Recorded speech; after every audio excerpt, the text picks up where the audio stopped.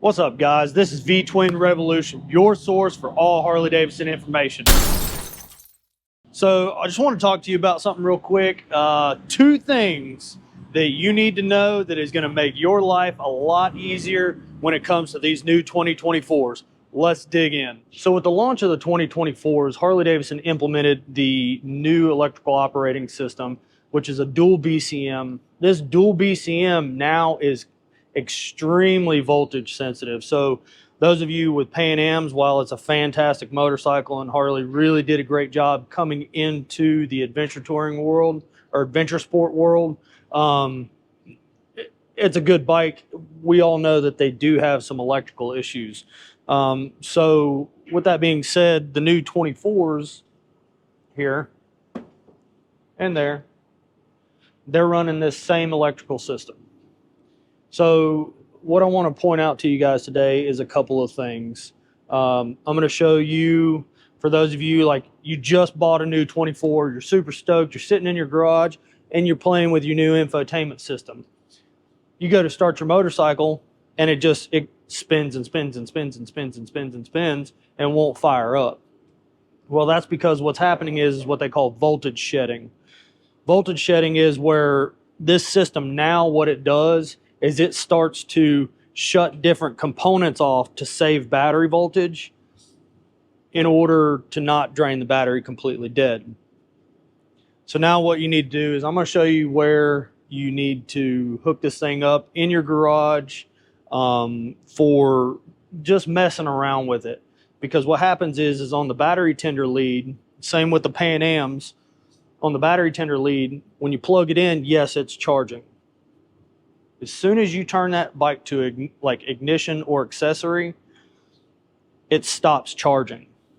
So it kind of defeats the purpose of having a separate battery tender harness on your motorcycle if it's not going to charge when you turn it to accessory mode.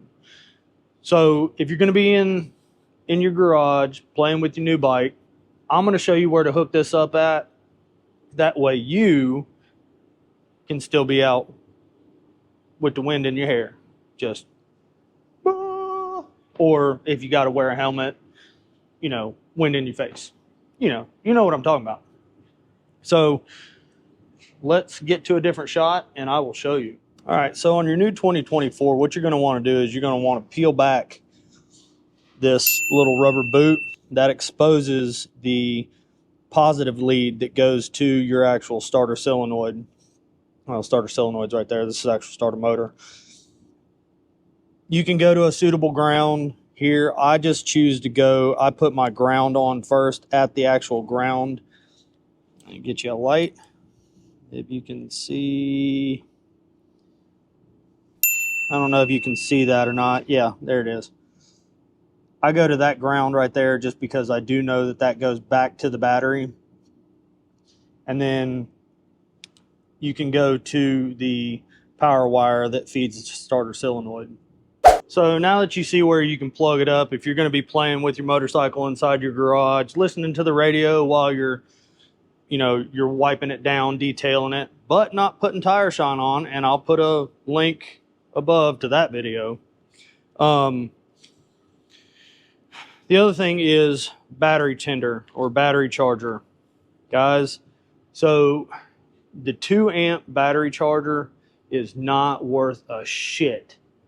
Yes, I said it. I'm sorry if you bought one, if you wasted your money on one.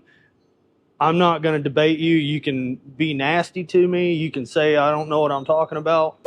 You want no less than a 5 amp battery charger. Now, it doesn't have to be Harley Davidson. It can be Deltran. It can be any kind of smart charger that you've got, but no less than 5 amps. Because the 2 amp just does not do the job sufficiently or adequately to charge your motorcycle back up. Basically what that 2 amp does is it's just a maintainer. That's it. It just maintains. So as the battery degradates, let's say it thinks, full charge is 12.2 volts, when we all know that 12.6 is a full charge. Well, that voltage difference, so the 2 amp is only going to charge up to what it sees as a full charge.